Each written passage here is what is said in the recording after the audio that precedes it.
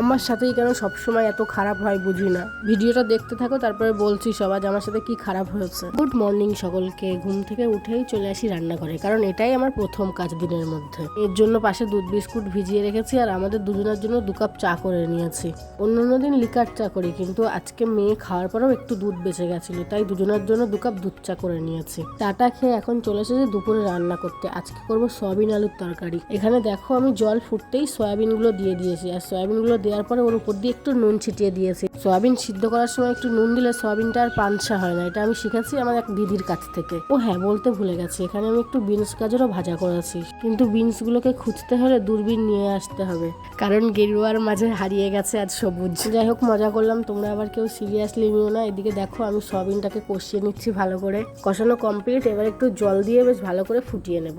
আর এদিকে দেখো আমি যে একটু ভাব দেখানোর জন্য সামনের ক্যামেরাটা অন করেছি, সেই কারেন্টটা চলে যেতে হয়। কিরকম অনামকো কারেন্ট, তোমরাই ভাবো একবার। আমার সাথেই কেন সবসময় এত খারাপ হয় বুঝি না। যতই খারাপ হোক ভাব আমি দেখাবোই, আমি যে রান্না করতে পারি এটা আমি তোমাদেরকে দেখাবোই। দেখেছো আমি কত সুন্দর তরকারি নাড়তে পারি, তোমরা কি এরকম পারো? চলো তাহলে আজকে অন্ধকার নিয়ে আমি চলে যাই, কালকে আবার আসবো আলো নিয়ে।